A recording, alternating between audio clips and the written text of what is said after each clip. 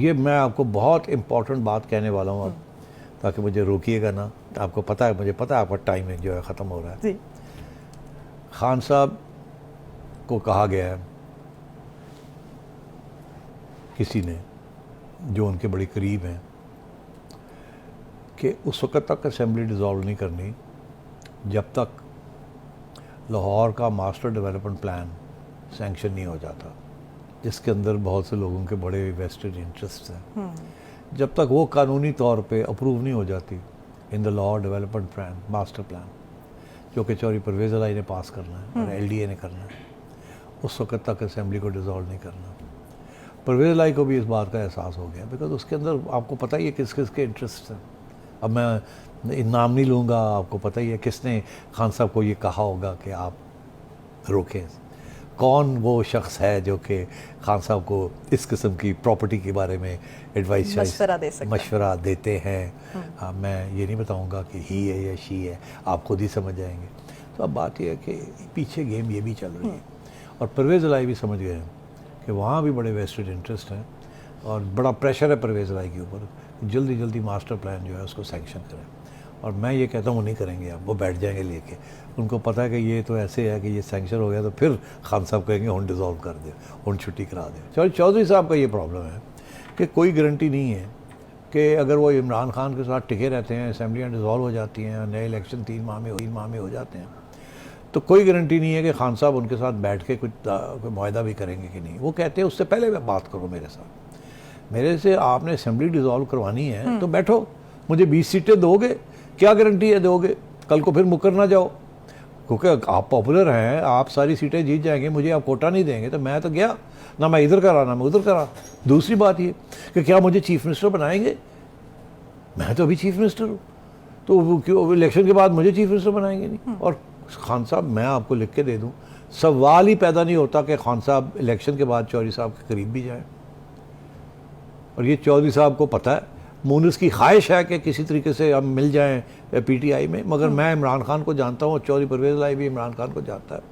चौधरी परवेज़ इलाही के बारे में इमरान खान के वही तासुरात है और वही ओपिनियन है जो शरीफों के बारे में वो रखते हैं, वो सबको एक ही खाते में रखा हुआ है उन्होंने। अच्छा। तो इसलिए मैं समझता हूँ कि ये मजबूरी है इमरान खान की। अगर ये मजबूरी ना होती तो चौधरी परवेज़ इलाही को पहले क्यों नहीं उन्होंने बनाया, बुज़ार को क्यों बना दिया? ठीक है ना, तो पहले भी तो बना सकते थे ना चौधरी परवेज़ इलाही को, कि उनकी वजह से उनकी गवर्नमेंट चल रही थी वहाँ। तो अब भी अगर चल, और चौधरी परवेज़ इलाही अब बन गए चीफ मिनिस्टर, तो अब वो छोड़ेंगे इस चीज़ को।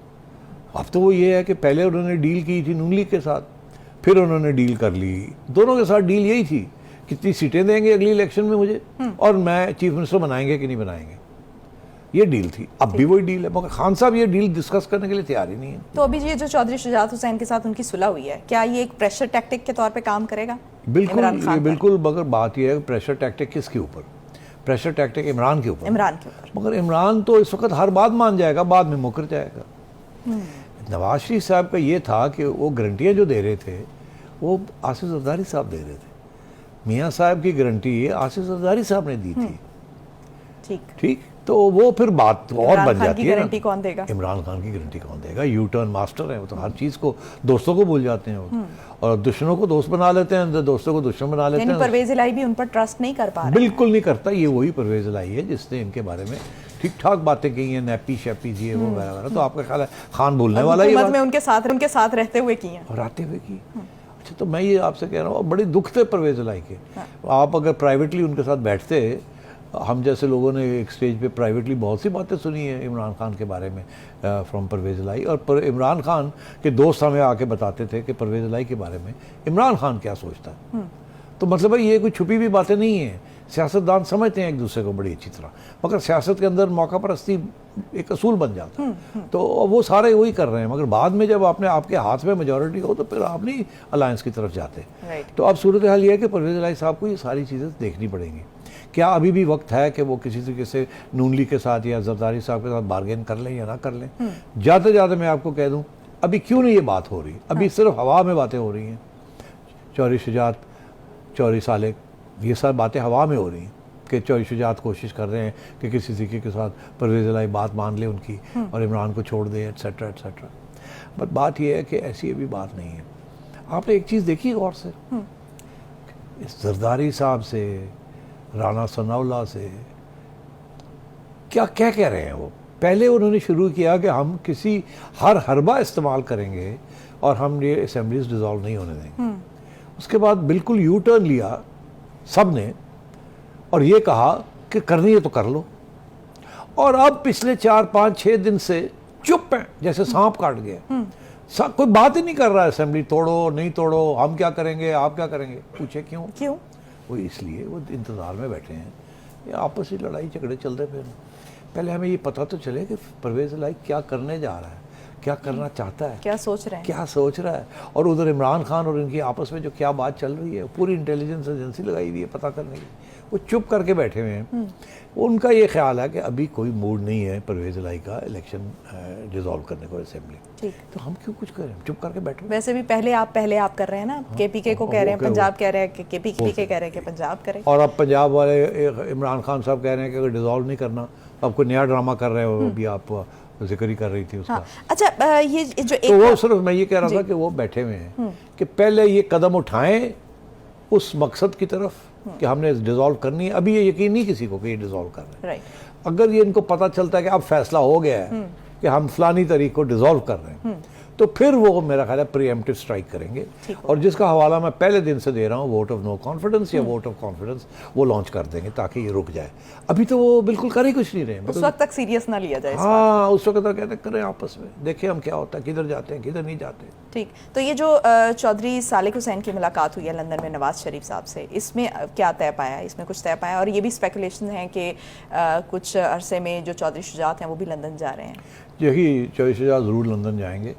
वो अपने इलाज के लिए भी वहाँ जाते हैं। और वो रेगुलरली हर साल उन्हें जाना पड़ता है। तो अब तो और भी सियासी ज़रूरत भी पड़ गई है। और मेरा ख्याल है सालिक साहब ने जाके कुछ बात की होगी। इतने बंदे हमारे पास हैं, अगर ये भी हम कर सकते हैं वो भी कर सकते हैं। कुछ स्ट्रेटजी टैक्टिक्स, आप क्या सोच रहे हैं, हम क्या सोच रहे हैं, क्या होगा क्या नहीं होगा, किस तरीके से। तो ये बातें होती हैं, डिस्कशंस होती हैं। मैं मियां नवाज शरीफ साहब को इतना जानता हूँ कि वो अपना राय जो है वो नहीं देंगे, वो सुनेंगे और किसी चीज़ को वो ना नहीं करेंगे और हाँ भी नहीं करेंगे। वो भी देख रहे हैं कि ये करते क्या है। वक्त आएगा तो देखा जाएगा। और फ्रैंकली लोकल जो सिचुएशन है उस पर शहबाज शरीफ साहब और बाकी जो पंजाब की लीडरशिप है, ख्वाजा साद रफ़ीक वगैरह, ये लोग बिल्कुल हैंड्स ऑन है। इनको पता है क्या हो रहा है क्या नहीं हो रहा, कैसे करना है क्या नहीं करना। सो मेरा ख्याल है ये बातें तो होंगी। और चौधरी शुजात भी जाएंगे। देखिए, अगर चौधरी शुजात जाकर नवाज शरीफ साहब को मिलते हैं तो ये भी बड़ी अरसे के बाद ये एक डेवलपमेंट होगी। मगर उसमें ये है कि चौधरी परवेज़ इलाही की वो तल्लुकात नहीं है नवाज शरीफ के साथ जो चौधरी शुजात के हैं।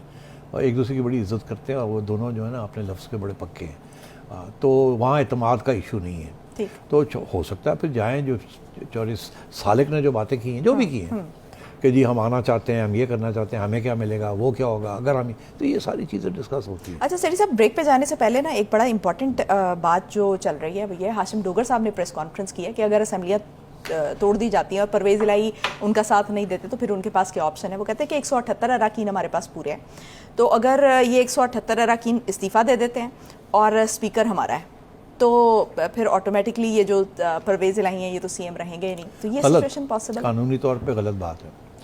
ये ज़रूर है कि वो इस्तीफ़ा दे सकते हैं और दे भी देंगे, स्पीकर भी उनका है और स्पीकर एक्सेप्ट भी कर लेगा और वो असेंबली से बाहर चले जाएंगे।